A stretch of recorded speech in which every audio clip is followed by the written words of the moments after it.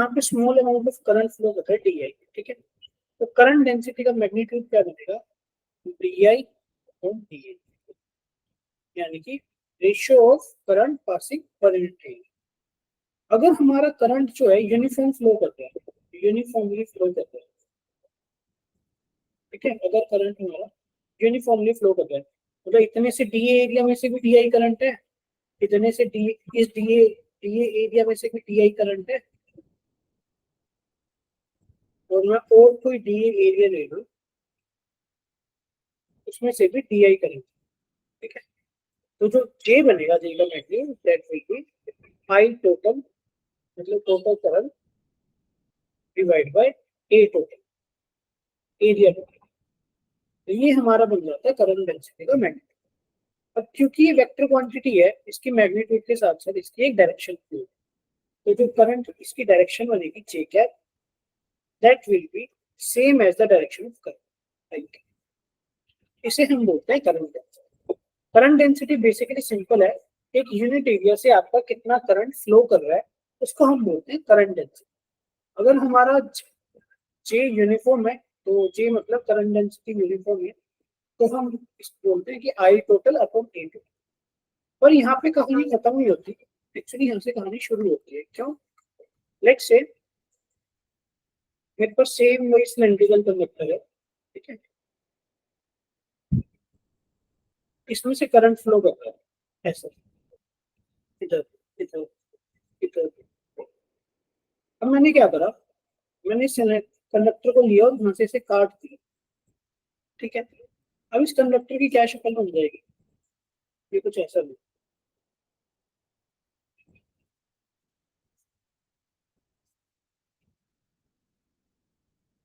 बाकी सब कुछ सेम है, मतलब मैंने इसको वी वोल्टेज से कनेक्ट कर रखा था, ठीक है।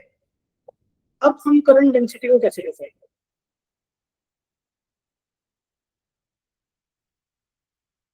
देखो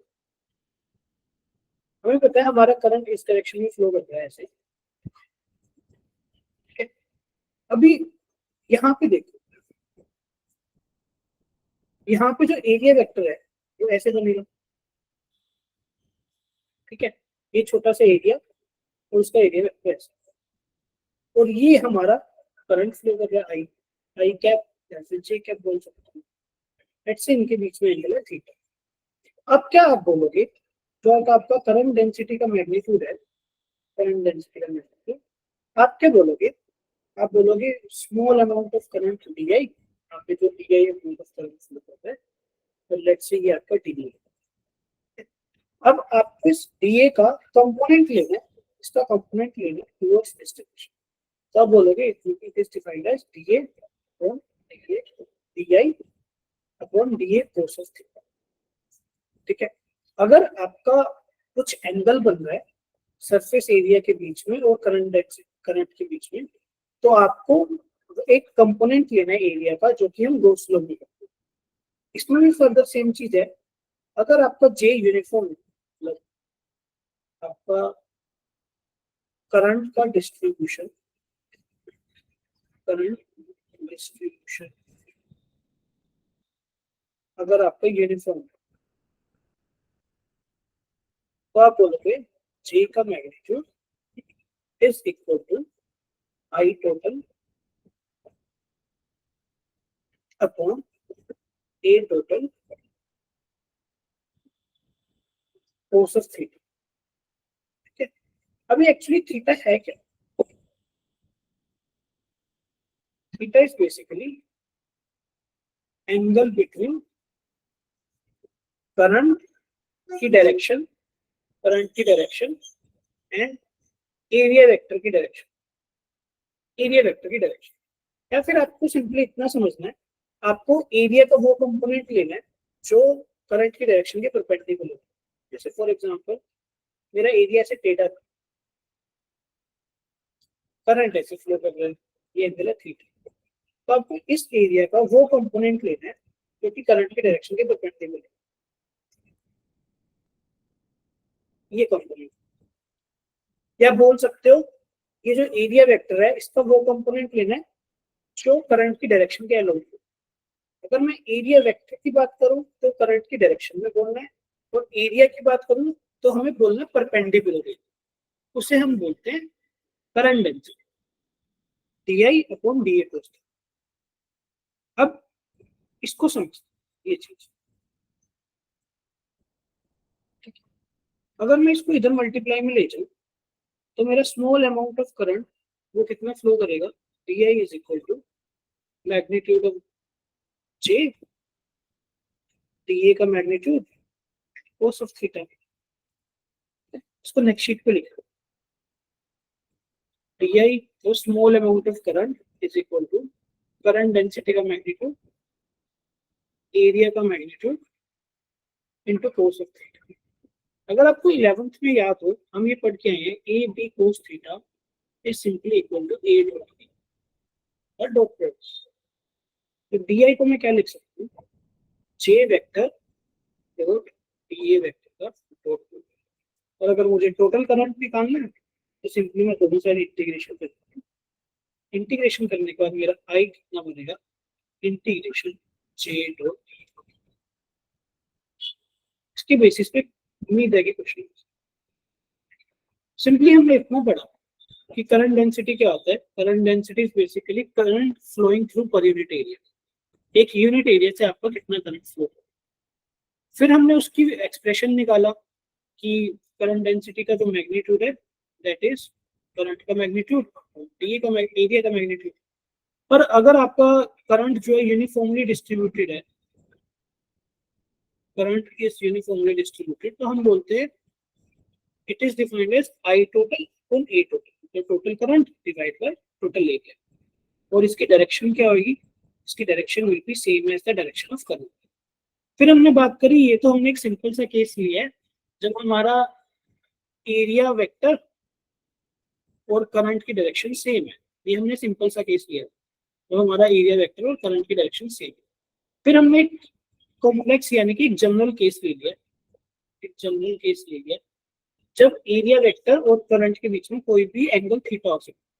तो हमने बोला current density simply small amount of current passing through that area divide by component of area perpendicular to the direction. हमने एरिया का वो कंपोनेंट ले लिया, या तो बोल सकते हो एरिया का कंपोनेंट ले लिया परपेंडिकुलर टू डायरेक्शन फ्लो, या बोल सकते हैं एरिया वेक्टर का कंपोनेंट ले लिया अलोंग द डायरेक्शन। ये हम ऑलरेडी इलेक्ट्रिक फ्लक्स वाले टॉपिक में पढ़ चुके हैं कि जो एरिया लेते हैं वो तो होता चाहिए परपेंडिकुलर और area vector along the direction.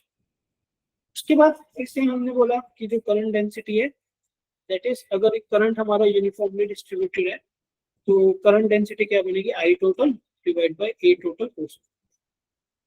फिर यहाँ से क्रॉस मल्टीप्लाई वगैरह करके हमने करंट का एक्सप्रेशन बना लिया कि हमारा करंट का एक्सप्रेशन क्या होता है, जे डॉट डी है। अगर आपसे कुछ करंट की वैल्यू पूछी जाए किसी चीज, अगर ये चीज क्लियर है तो एक बार थम्स अप कर दो सो दैट हम आगे बढ़े।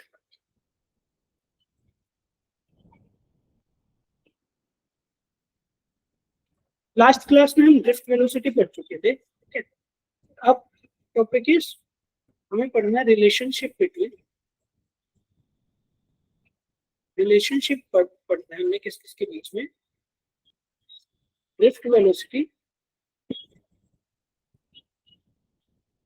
And electric current.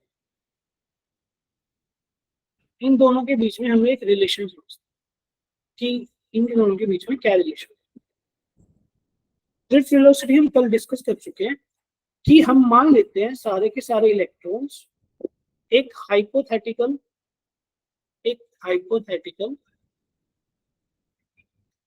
Constant speed से मूव करते हैं।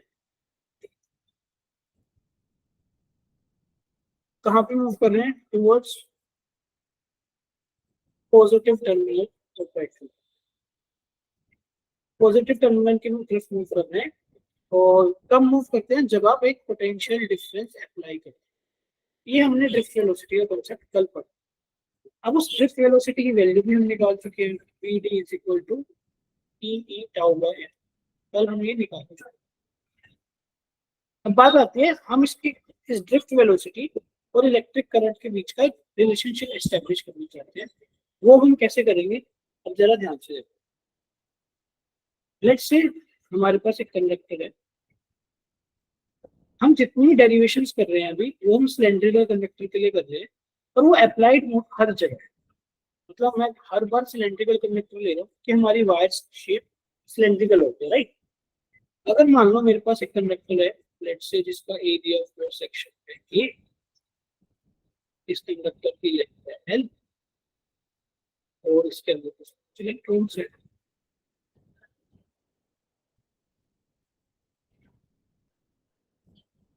मैंने एक क्वांटिटी डिफाइन करी एन, तो एन क्या है, number density, number density of electrons. इसका क्या मतलब है, जहां भी डेंसिटी वर्ड आ जाए ना, इसका मतलब या तो वो पर यूनिट लेंथ पूछ रहे हैं, अगर लीनियर पूछेगा तो मतलब समथिंग डिवाइड बाय लेंथ, अगर एरियल पूछ रहे हैं, एरियल का मतलब है something divide by volume, sorry area not volume, something divide by area, और अगर वॉल्यूमेट्रिक पूछ रहे हैं तो समथिंग डिवाइड बाय वॉल्यूम। यहाँ पे हम क्या डिफाइन करते हैं, n number density of electron, क्योंकि ये मेरा 3D ऑब्जेक्ट है तो मैं यहाँ पे वॉल्यूमेट्रिक डिफाइन कर रहा हूँ कि number of electrons per unit volume, एक यूनिट वॉल्यूम में कितने नंबर ऑफ इलेक्ट्रॉन्स, ऐसा आपको एन का मीनिंग। अब मैंने क्या करा, अब मैंने इस कंडक्टर के अक्रॉस एक बैटरी लगा, ठीक है, मैंने यहाँ पे बैटरी,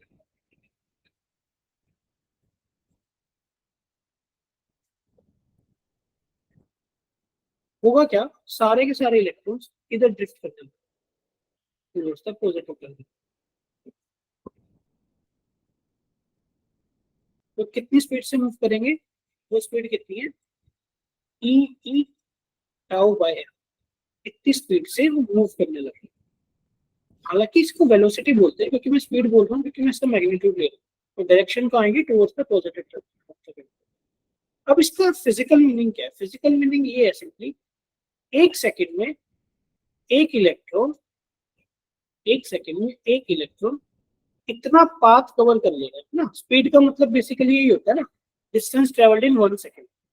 तो इसका मतलब एक सेकंड में एक इलेक्ट्रॉन इतना पाथ कवर कर लेगा। अगर मैं इस कंडक्टर के दो क्रॉस सेक्शन है, मतलब दोबारा इस कंडक्टर के दो क्रॉस सेक्शन है, लेट्स से मैंने एक क्रॉस सेक्शन ले लिया, एक क्रॉस सेक्शन ले लिया, यहाँ पे ले लिया, लेट्स से इसके बीच का डिस्टेंस है वीडी, तो ये लेंथ है वीडी, ठीक है। अब ये जो दो क्रॉस सेक्शन है, एक जिचमिच ना हो, इसी वजह से मैंने इसको यहाँ पे बनाया, ये है क्रॉस सेक्शन 2, ये है क्रॉस सेक्शन 1, ये मैं इसको ऐसे सिलेंड्रिकल ऐसे, ये जो दो क्रॉस सेक्शनल एरिया ना, ताकि घिचमिच ना हो, मैंने यहाँ नीचे बनाया, इनके बीच की लेंथ कितनी है, वीडी।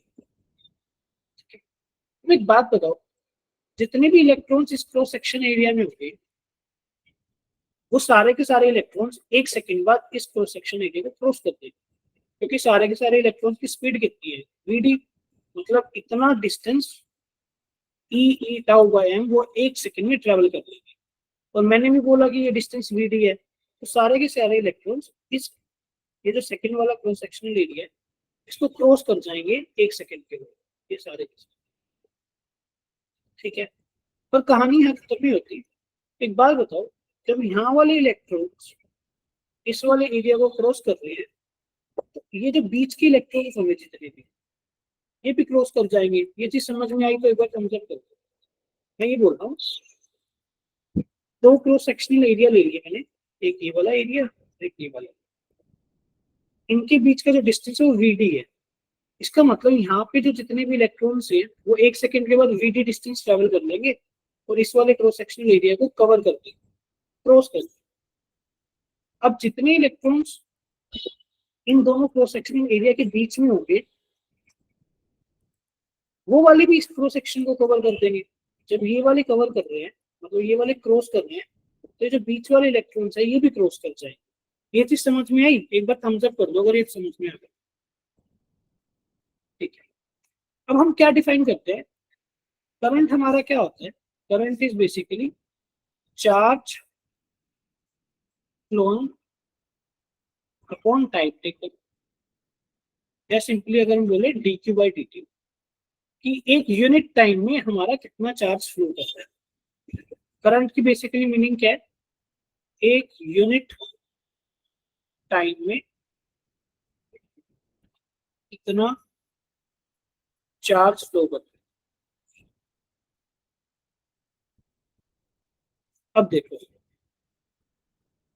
मैंने बोला एक सेकंड में, एक सेकंड के अंदर ये जो इस वॉल्यूम के इलेक्ट्रॉन्स है ना, इस वॉल्यूम के इलेक्ट्रॉन यहाँ से लेके यहाँ तक, यहाँ से लेके यहाँ तक, ये वाले सारे इलेक्ट्रॉन्स इस क्रॉस सेक्शन को क्रॉस करते हैं। ठीक है, तो करंट कितना बनेगा, current is basically charge upon time, charge upon time. अब टाइम मैंने कितना ले लिया, टाइम तो मैंने एक सेकंड ही लिया है। कितना चार्ज फ्लो कर रहा है, चार्ज किसके बराबर होता है, एन ई, मतलब टोटल, एन ई तो अलग हो जाएगा, एन मतलब total number of electrons, total electrons multiply by charge of one electron. ठीक है, नेक्स्ट इज टोटल इलेक्ट्रॉन्स कितने बनेंगे, number density into volume into E divide bye 1 second volume. अब सिलेंडर का वॉल्यूम कितना बनेगा, ये वाला जो सिलेंडर है, ये सिलेंडर, इसका वॉल्यूम कितना है, इसका एरिया क्रॉस सेक्शन है ए और इसकी लेंथ है वी डी, तो वॉल्यूम क्या बनेगा, ए वी डी। बस यहाँ वॉल्यूम की अगर मैं वैल्यू पुट कर दूं, number density, number of electrons per unit volume, और उसको मैं टोटल वॉल्यूम से मल्टीप्लाई करूंगा जो मैं अभी कंसीडर कर रहा हूं, that is area of cross section multiply by V D into E divide by time, that is 1 second. So आपका करंट क्या बना, simply drift velocity, electronic charge, number density into area. तो आपकी करंट की value हुई V D E N T, इसको हम वीना के नाम से भी याद कर सकते हैं, वीना। तो हमने एक रिलेशन एस्टेब्लिश कर दिया इलेक्ट्रिक करंट और ड्रिफ्ट वेलोसिटी। अब देखो जरा, ये हमारा कांस्टेंट है, ये हमारा मटेरियल टू मटेरियल डिपेंड करता है कि किसी मटेरियल में, किसी कंडक्टर में कुछ करंट, कुछ इलेक्ट्रॉन डेंसिटी है, तो किसी दूसरे मटेरियल में किसी दूसरे इलेक्ट्रॉन डेंसिटी है। ये एरिया ऑफ क्रॉस सेक्शन, ये भी हमारी चॉइस है कि हम कितना एरिया ऑफ क्रॉस सेक्शन। तो इसका मतलब जितना आपका एरिया ऑफ क्रॉस सेक्शन ज्यादा होगा उतना आपका करंट। हमने रिलेशन एस्टेब्लिश कर लिया इलेक्ट्रिक करंट और ड्रिफ्ट वेलोसिटी के बीच। अगर ये समझ में आ गया तो थम्स अप कर दो ताकि हम आगे चलें।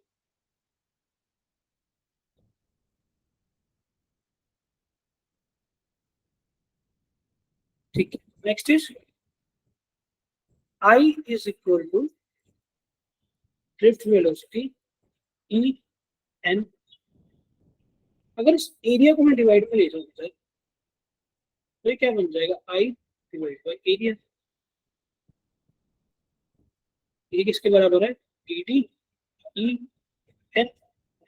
अब हमने अभी क्या पढ़ा आज की क्लास में, current divide by area, that is equal to current density, है ना।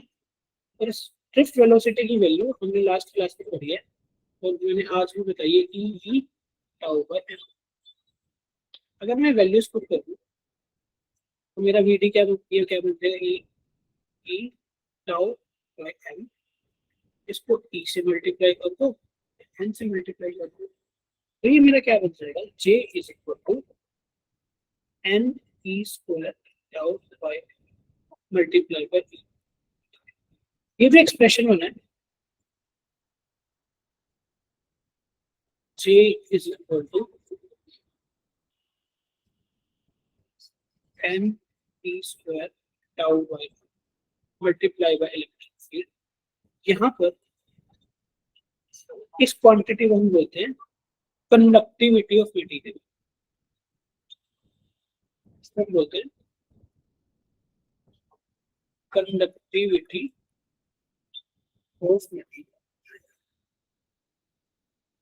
कंडक्टिव, इसको इसका सिंबल क्या होता है, सिग्मा। तो ये हमारा एक्सप्रेशन मिल जाता है जे वेक्टर, अगर ये हमारी स्केलर फॉर्म है, अगर इसको मैं वेक्टर फॉर्म में लिखूं J is equal to sigma E, तो इस एक्सप्रेशन को हम बोलते हैं Ohm's law in vector form. This is vector form of Ohm's. ठीक है, अभी हम दो तीन चीजें डिस्कस करते हैं। क्या सिग्मा मतलब कंडक्टिविटी, ये किसके बराबर आया, N P square tau by. Hello, समझ आ रहा है ना? इसका अपोजिट होता है रजिस्टिविटी। Resistivity is basically 1/6। तो ये किसके बराबर होता है, M upon N E square. ये हमारा है कंडक्टिविटी और ये हमारा है रेजिस्टेंस। अब आपने पढ़ा है किसी भी मटेरियल की रेजिस्टेंस, रेजिस्टेंस किसके बराबर होती है, रो एल बाई पी। यानी कि रेजिस्टेंस किसके बराबर होती है, resistivity multiply by length divide by area. तो ये बन जाएगा हमारा M upon N E square multiply by length. ये हमने रेजिस्टेंस के लिए पढ़ा है। अभी तक हमने कुछ क्या क्या पढ़ा है, अभी तक हमने करंट डेंसिटी कवर कर लिया, उसके बाद हमने रिलेशन कवर कर लिया करंट एंड वेलोसिटी के बीच में, फिर हमने वेक्टर फॉर्म पढ़ी J is equal to sigma, तो सिग्मा की वैल्यू निकाल, sigma is N square tau by. अभी तक जो जो पढ़ा, अगर क्लियर है तो थम्स अप करते हैं, फिर हम एक आधे क्वेश्चंस करते हैं ताकि थोड़ा सा और क्लैरिफाई हो जाए चीज। दो ही बच्चों को क्लियर हुआ, दो तीन बच्चों को।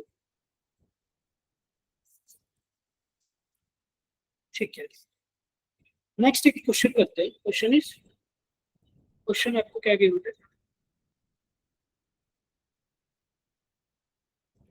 Current density at A point, किसी पॉइंट पे करंट डेंसिटी गिवन है, तो किसके बराबर है, 2 into 10 raised to power 4 J cap. और इसकी यूनिट क्या बनेगी, करंट डेंसिटी। अच्छा, करंट डेंसिटी की कोई यूनिट बता सकता है Aditya, unit of current density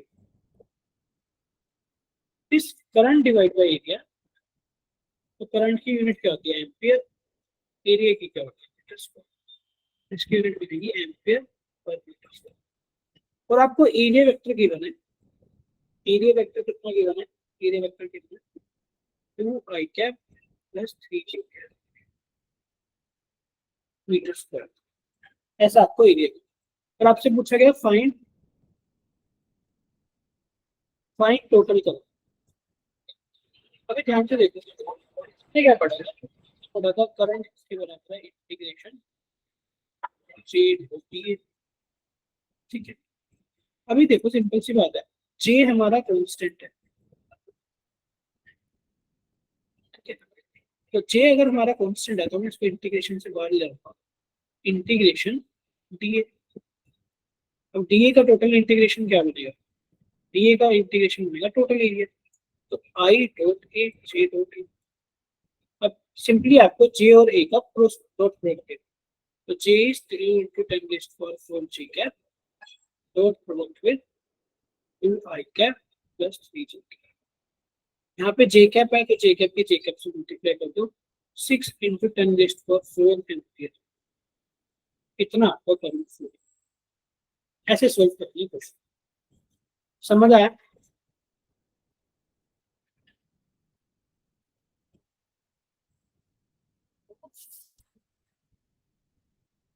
समझ आ गया तो बता देते हैं।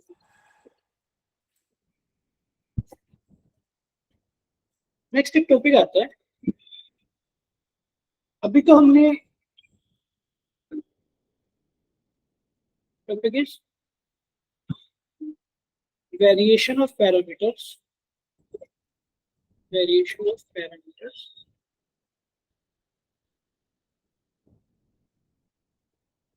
With cross section.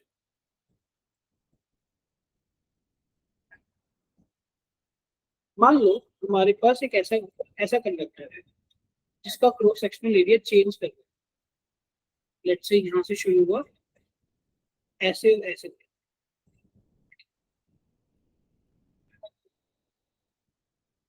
और मैंने इसको एक बैटरी से कनेक्ट,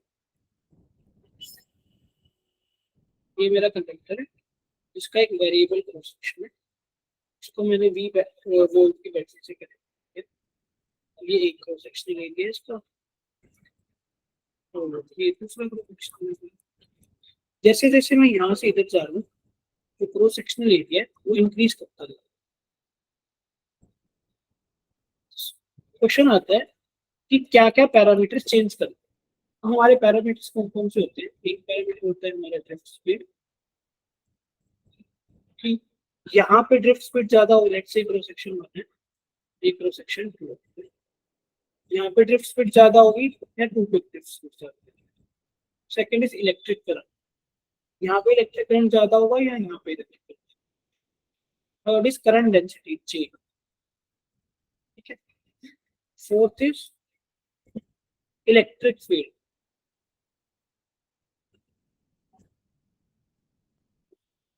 कि अगर ऐसे वोल्टेज हमने V वोल्ट की बैटरी लगाई और यहाँ पे वेरिएशन एरिया का, तो यहाँ पे इलेक्ट्रिक फील्ड ज्यादा होगा या यहाँ पे ज्यादा होगा, यहाँ पे करंट डेंसिटी ज्यादा होगी या यहाँ पे करंट डेंसिटी, ठीक है।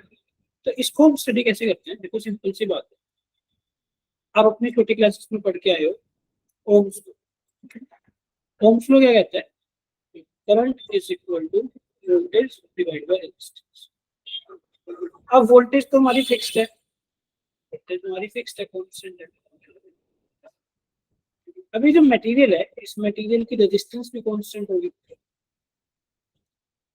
इस मटेरियल की रेजिस्टेंस भी कांस्टेंट होगी। इसका मतलब जो सर्किट में करंट फ्लो करेगा वो भी कांस्टेंट होगा, वो चेंज नहीं करेगा। लेट्स से फॉर एग्जांपल, अगर यहाँ से 2 एम्पियर का करंट फ्लो करता है, ऐसे 2 एम्पियर का करंट फ्लो, तो 2 एम्पियर का करंट ऐसे फ्लो करता रहेगा। वो बात अलग है, एरिया चेंज होता जा रहा है, यहाँ पे एरिया कम है, फिर एरिया कुछ बढ़ गया, फिर एरिया कुछ और बढ़ गया, पर करंट तो हमारा उतना ही फ्लो कर रहा है। सो करंट में कोई भी वेरिएशन नहीं है, चेंज। पर हमारा करंट डेंसिटी क्या होता है? Current density is basically current divide by area.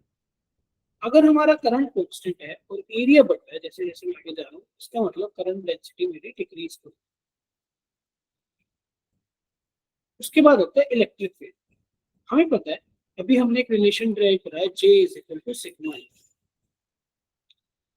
J जो है इलेक्ट्रिक फील्ड जो है J के प्रोपोर्शनल है। अब सिग्मा तो हमारा कांस्टेंट है किसी भी मटेरियल की conductivity, n p square tau n, ये कांस्टेंट है, ये कांस्टेंट है, ये कांस्टेंट है, ये कांस्टेंट है।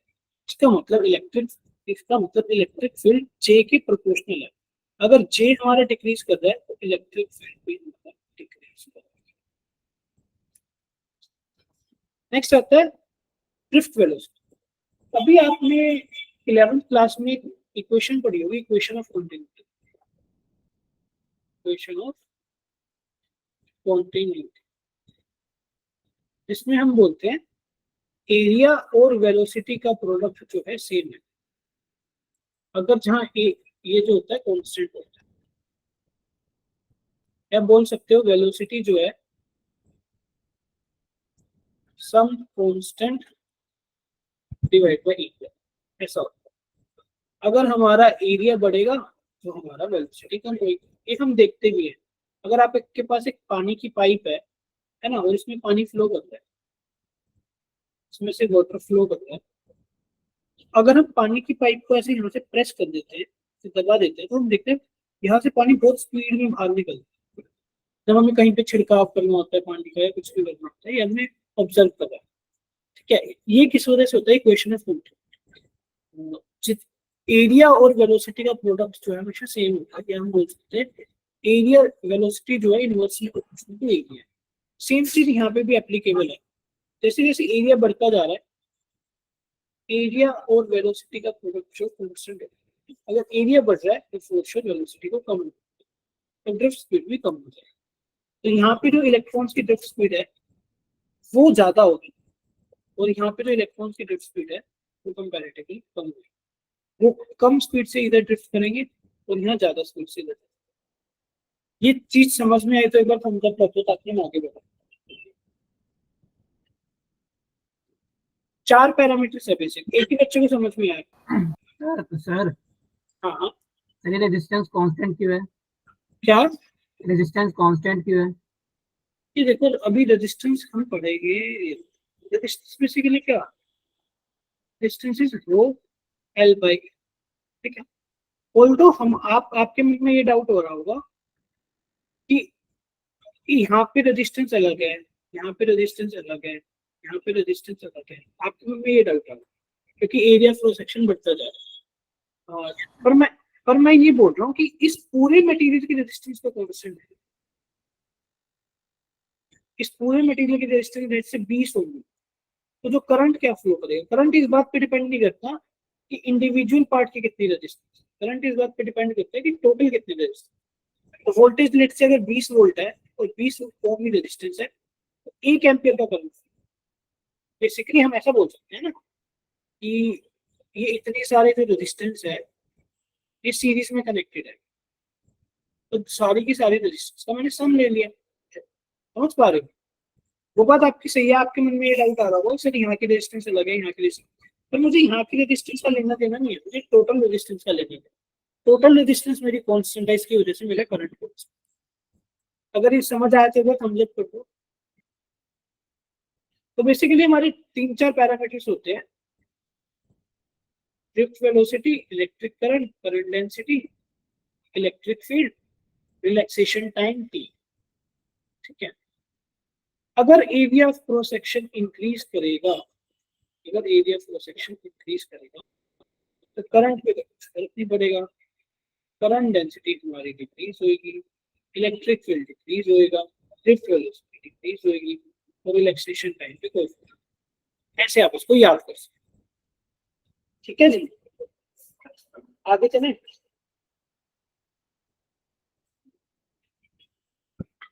आगे चलें, बता दो।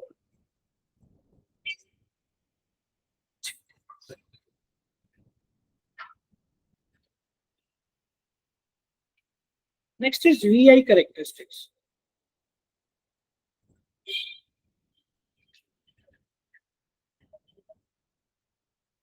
कैरेक्टरिस्टिक्स, इसका मतलब V stands for voltage, I stands for current। इसका मतलब क्या है, इसका मतलब क्या है, हम किसी भी कंडक्टर के लिए,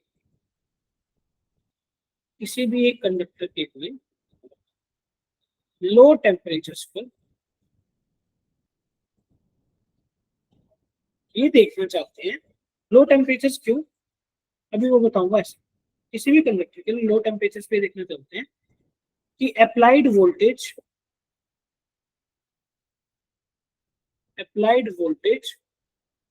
और करंट, तो उसके अंदर करंट फ्लो कर रहा है वो कैसे वेरी कर रहा है, मतलब अप्लाइड वोल्टेज के साथ साथ करंट में क्या क्या चेंज आ रहा है। मतलब सिंपल है, अगर मेरे पास एक कंडक्टर है,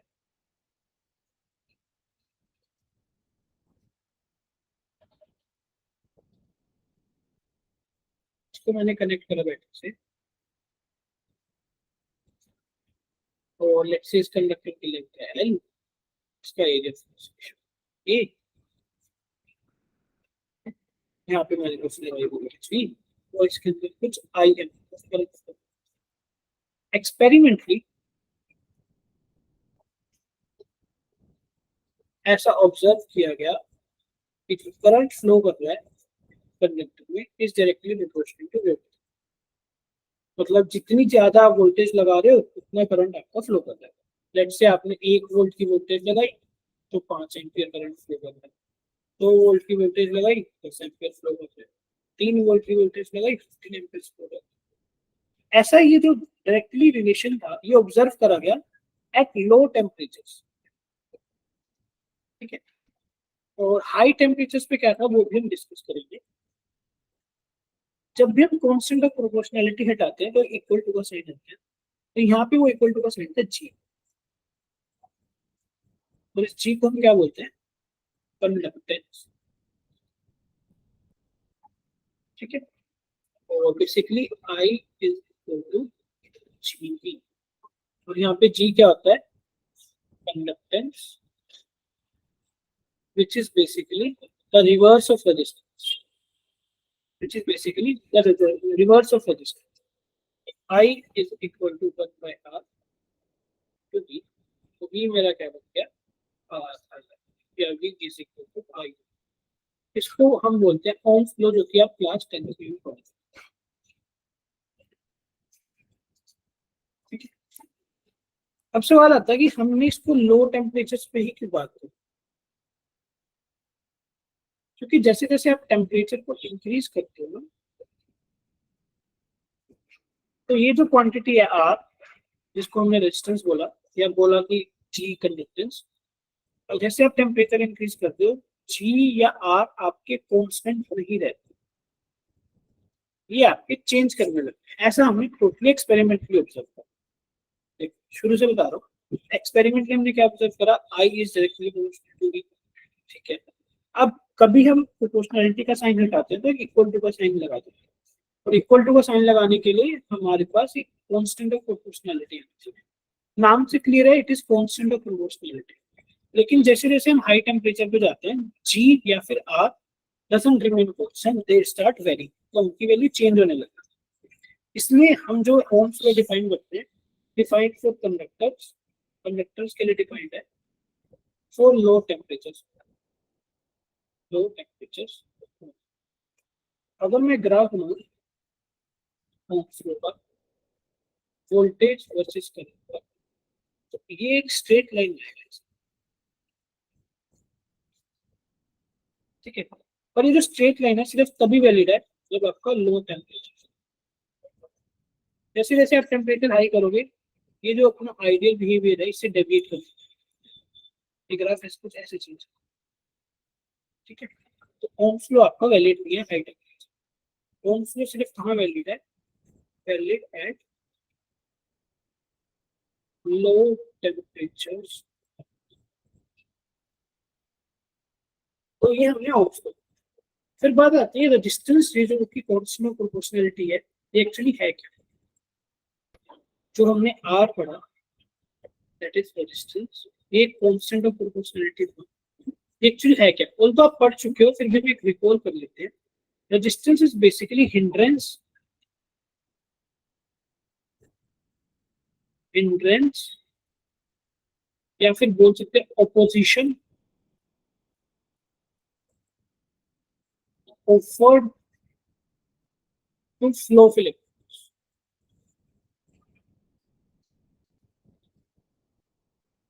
अगर हमारा कंडक्टर है, उस कंडक्टर के अंदर हमारे बहुत सारे इलेक्ट्रॉन्स हैं, तो इन इलेक्ट्रॉन्स को एक ऑपोजिशन ऑफर हो सकती है। तो हम ऐसे अगर एक वोल्टेज लगाते हैं, तो ये वोल्टेज की वजह से इलेक्ट्रिक फील्ड सेटअप हो जाता है सर्किट के अंदर। अब इलेक्ट्रॉन्स चाहते हैं वो इधर मूव करें टूवर्ड्स लेफ्ट, पर वो इतना इजीली मूव नहीं कर पाते, उसको एक ऑपोजिशन ऑफर होती है, एक हिंड्रेंस ऑफर होती है। तो उस हिंड्रेंस, उस ऑपोजिशन को हम बोलते हैं रेजिस्टेंस। अब क्वेश्चन आता है कि वो ऑपोजिशन ऑफर ही क्यों होती है, क्योंकि हमारे मेटल के अंदर एटम प्रेजेंट है। जैसे वो इलेक्ट्रॉन्स ड्रिफ्ट करने, मतलब जैसे वो इलेक्ट्रॉन्स इधर किधर मूव करने लगते हैं, उनका मोशन क्या होता है, वो टकराते टकराते चलते हैं, यहाँ टकराएंगे, यहाँ टकराएंगे, ऐसे टकरा टकरा के, जिसकी वजह से उनके पाथ में ऑब्स्ट्रक्शन क्रिएट होता है, और उस ऑब्स्ट्रक्शन को हम डिफाइन करते हैं रेजिस्टेंस। और ये जो रेजिस्टेंस है, आप जितनी लेंथ ज्यादा होगी उतनी ऑब्स्ट्रक्शन ज्यादा होगी, जितना एरिया ऑफ क्रॉस सेक्शन, ये वाला एरिया क्रॉस सेक्शन ज्यादा होगा उतनी ये रेजिस्टेंस कम होगी। और इन दोनों को अगर मैं कंबाइन करूं, resistance is directly proportional to L by A, तो resistance is equal to rho L। ये हम पढ़ ऑलरेडी, आप ये 10th क्लास में पढ़ चुके हो, जस्ट एक रिकैप करें। तो resistance is basically rho L by A। यहाँ पे L क्या होती है, लेंथ ऑफ कंडक्टर,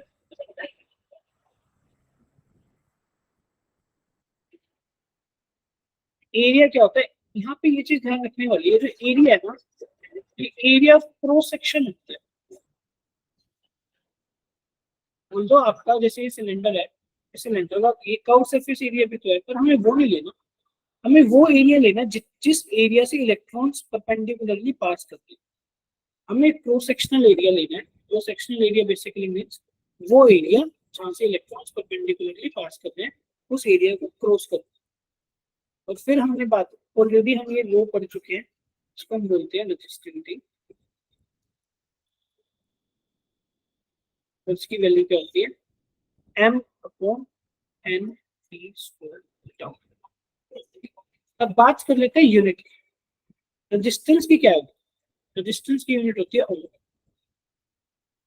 मैं चार एक बॉक्स बना लेता हूँ ताकि आपको याद।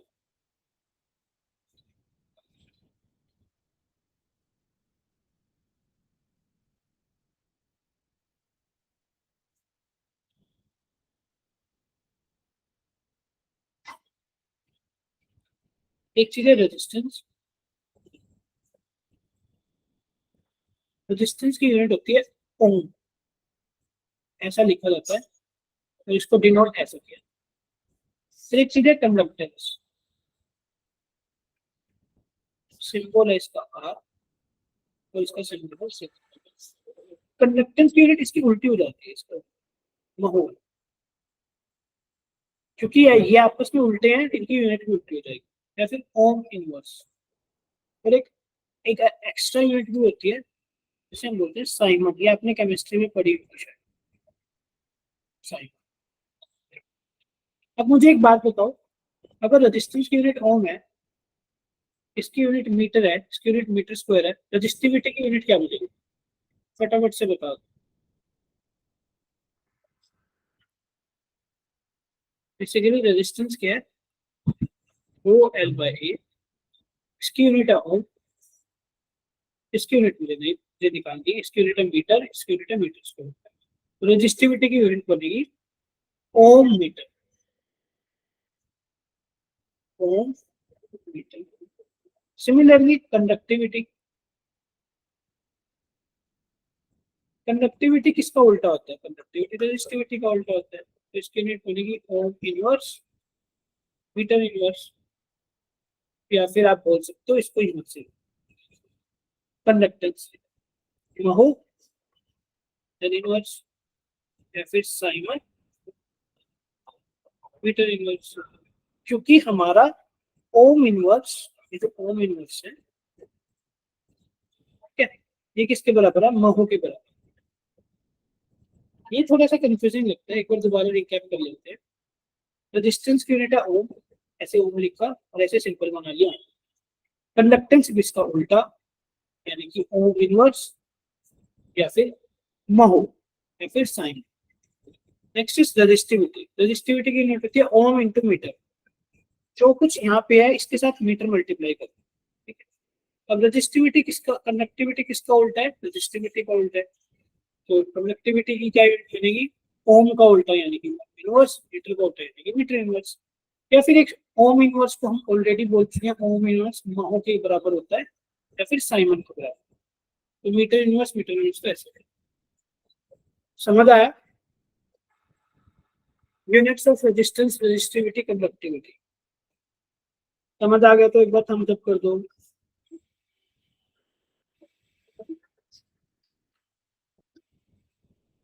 Next question is,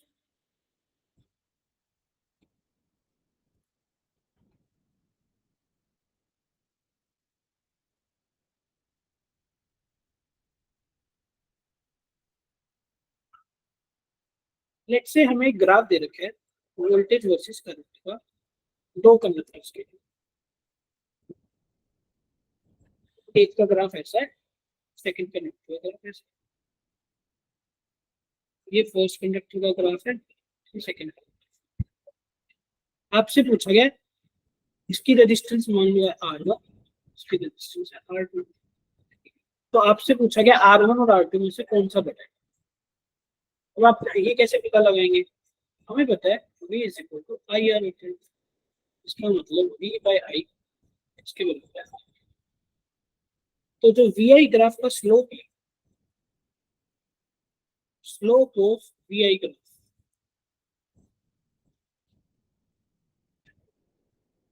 gives value of resistance.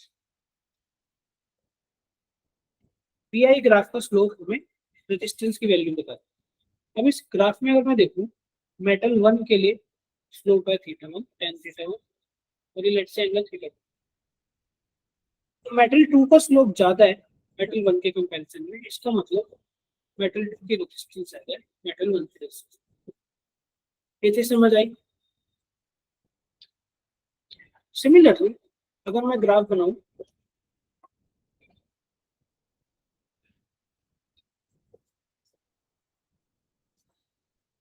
Current versus voltage,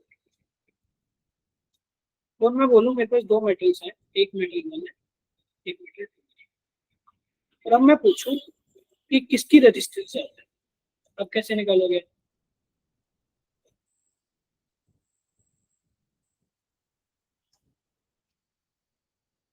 अब कैसे निकालोगे बताओ?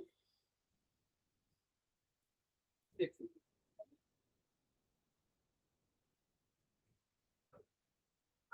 वोल्टेज और करंट के बीच का जो ग्राफ है ये हमें रेजिस्टेंस देता है, इसका स्लोप है, इसका स्लोप। लेकिन जो आई और वी के बीच का ग्राफ, इसका स्लोप हमें क्या देता है? इसका स्लोप हमें देता है current by voltage. Current by voltage means 1 by resistance, ऐसा हो सकता है कंडक्टेंस। वो करंट वर्सेस वोल्टेज का ग्राफ हमें कंडक्टेंस देता है, यानी कि इनवर्स ऑफ रेजिस्टेंस, और वी आई ग्राफ हमें क्या देता है? उसका स्लोप हमें रेजिस्टेंस देता है। तो यहाँ पे जिसका स्लोप कम होगा ना उसकी रेजिस्टेंस ज्यादा होगी। लेट्स से ये एंगल थीटा 1 है, एंगल थीटा 2, थीटा 2 हमारा ज्यादा है थीटा 1 से, इसका मतलब tan थीटा 2 हमारा ज्यादा है tan थीटा 1 से। इसका मतलब 2 का स्लोप ज्यादा है, अगर 2 का स्लोप ज्यादा है ना इसका मतलब उसकी रेजिस्टेंस कम होगी, इसका मतलब R2 is less than.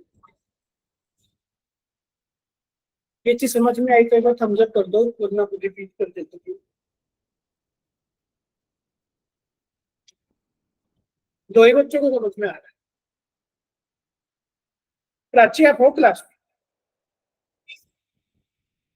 Prachi, Vanshika, Sonali, हाँ जी सर। समझ में आ रहा है? Yes sir. क्या बताया मैंने इसमें अभी?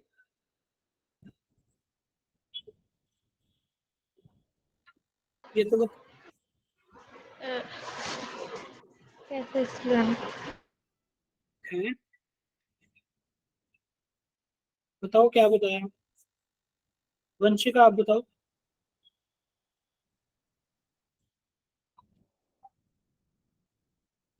ठीक है, नेक्स्ट इज आपके लिए होमवर्क दे रहा हूँ।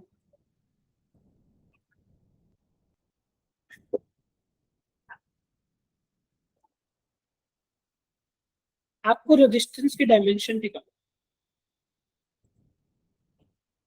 रेजिस्टेंस की डायमेंशन कैसे निकालोगे? हमें बताए V is equal to I R, resistance किसके बराबर बनेगा? V बाय आई। वोल्टेज क्या होता है? Voltage is work done per unit charge. Current तो हमारा करंट ही होता है। तो इस प्रोसेस से आपको रेजिस्टेंस की डायमेंशन देंगे, और अगर आपकी रेजिस्टेंस की डायमेंशन आ जाए तो रजिस्टिविटी की डायमेंशन, क्योंकि रजिस्टिविटी सिंपली क्या होता है? ओम मीटर होता है, ओम मल्टीप्लाई बाय मीटर, मतलब जो रेजिस्टेंस की डायमेंशन होगी उसमें एल की डायमेंशन मल्टीप्लाई करते हैं। तो ये आपके लिए होगा, रेजिस्टेंस की डायमेंशन नोट करनी है, रेजिस्टिविटी की, और अगर ये आ जाएगी तो कंडक्टेंस की डायमेंशन निकालनी है, और फिर कंडक्टिविटी की डायमेंशन। हो जाएगा ये? यस या नो? ठीक है, फिर एक क्वेश्चन है,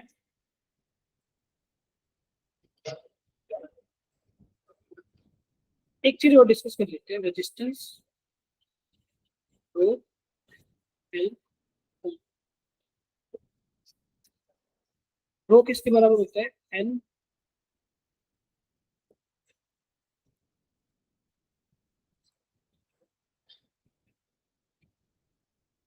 M upon N P square L by, ठीक है। अब रजिस्टेंस किस किस पे डिपेंड करती है? लेंथ पे डिपेंड करती है, एरिया पे डिपेंड करती है, ये और किस किस पे डिपेंड करती है? ये हमारा कांस्टेंट है, ये हमारा कांस्टेंट है, मतलब इलेक्ट्रॉनिक चार्ज की वैल्यू तो कांस्टेंट है। नेक्स्ट इज एन पे डिपेंड करती है। अभी एन वेरी करते हैं मटेरियल टू मटेरियल, इसका मतलब नेचर ऑफ मटेरियल पे डिपेंड करता है। अगर मैं कॉपर ले लूँ, कॉपर की कुछ अलग रेजिस्टेंस होगी, आयरन की कुछ अलग होगी, सिल्वर की कुछ अलग, गोल्ड की कुछ अलग। किस बात पे अलग होगी? क्योंकि उनकी नंबर डेंसिटी अलग, नेचर ऑफ मटेरियल, जो मटेरियल हम यूज करते हैं उस मटेरियल के नेचर पे डिपेंड करता है। This is relaxation time. Relaxation time क्या था बेसिकली? रिलैक्सेशन टाइम था एवरेज टाइम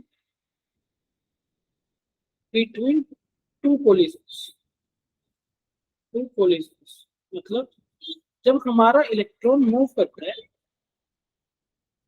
ये हमारे एटम्स हैं, मान लो ये एटम्स है बड़े बड़े, अगर मेरा इलेक्ट्रॉन मूव करता है, अगर मैं फिजिकल पोटेंशियल डिफरेंस ले लूं, तो इलेक्ट्रॉन और टकरा टकरा के मूव करता है। एक यहाँ बार टकराया, फिर यहाँ टकराया, फिर यहाँ टकराया, फिर यहाँ टकराया। तो रिलैक्सेशन टाइम क्या होता है basically? Time interval between two collision. तो एक कोलिजन यहाँ पे हुई, फिर दूसरी कोलिजन यहाँ पे हुई, तो इन दो कोलिजन्स के बीच का एवरेज टाइम कितना होगा उसको हम बोलते हैं रिलैक्सेशन टाइम। अब कहानी क्या है?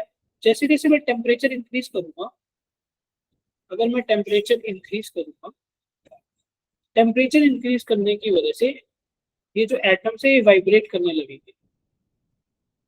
अगर ये वाइब्रेट कर रहे हैं, इसका मतलब कोलिजन्स जल्दी जल्दी होगी। कोलिजन जल्दी जल्दी होगी मतलब टाउ जो है डिक्रीज करेगा। अगर टाउ डिक्रीज करेगा, इसका मतलब रेजिस्टेंस इंक्रीज करेगा। इसलिए जो रेजिस्टेंस है किसी भी मटेरियल की, वो टेम्परेचर डिपेंडेंट। इसीलिए हम ओम्स लॉ को पढ़ रहे थे, हम बोल रहे थे वेरी स्मॉल लो टेम्परेचर पे। लो टेम्परेचर में मतलब टेम्परेचर की वेरिएशंस बिल्कुल कम हो, थोड़ी बहुत वेरिएशंस हो, सो दैट हमारा जो ग्राफ है वो कांस्टेंट रहे, रेजिस्टेंस की वैल्यू कांस्टेंट रहे। जैसे जैसे टेम्परेचर बढ़ जाएगा, आपका ओम्स लॉ का ग्राफ जो है वो वैलिड नहीं होगा। हाई टेम्परेचर पे करंट और वोल्टेज जो है डायरेक्टली वेरी नहीं करते, एक कॉम्प्लेक्स रिलेशन आ जाता है। पर हमारे सिलेबस में सिर्फ लो टेम्परेचर तक है, इसलिए हम लो टेम्परेचर। तो बेसिकली हमारी रेजिस्टेंस किस पैरामीटर पे डिपेंड करती है? Length of conductor, area of conductor, nature of conductor and temperature. जैसे आप टेम्परेचर बढ़ा दोगे, रिलैक्सेशन टाइम कम हो जाएगा और रेजिस्टेंस आपकी इंक्रीज कर। समझ आ गया? तो हम सब कर लो फटाफट।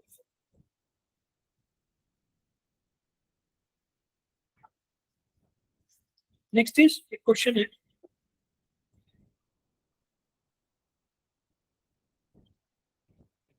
क्वेश्चन क्या है? आपके पास एक कंडक्टर है,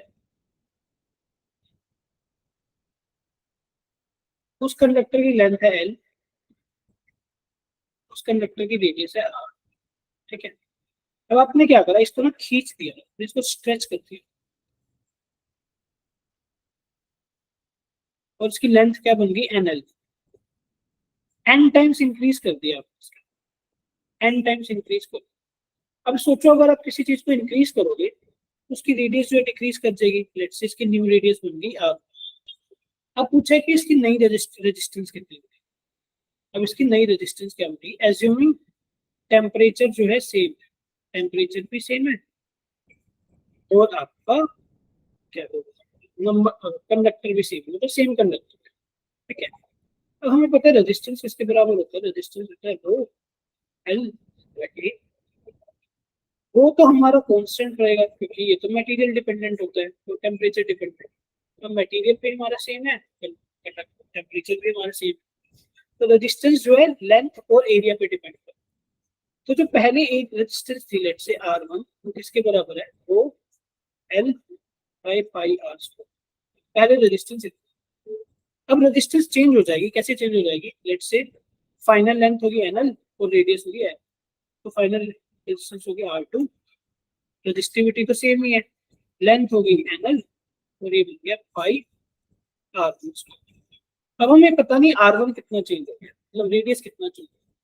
मुझे इतना पता है जितना वॉल्यूम पहले था, जितना वॉल्यूम इनिशियल था, उतना ही वॉल्यूम फाइनल रहेगा। वॉल्यूम में तो कोई चेंज नहीं आएगा। पहले वॉल्यूम कितना था? Length into pi R square. Final volume कितना है? N L into pi R1 square. अगर मैं यहाँ पे काटा पीटी करूँ, पाई से पाई कैंसिल हो जाएगा, ए कैंसिल हो जाएगा, तो मेरा जो R1 मतलब न्यू रेडियस मिलेगा इसके बराबर मिलेगा R1 square R square divide by, तो न्यू रेडियस आपका कितना बराबर होगा? R divide by root of N.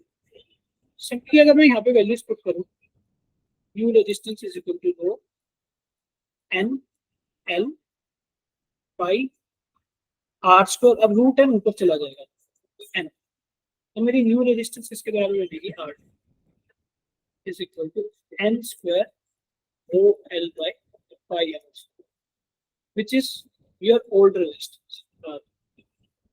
R2 is basically equal to n square times R.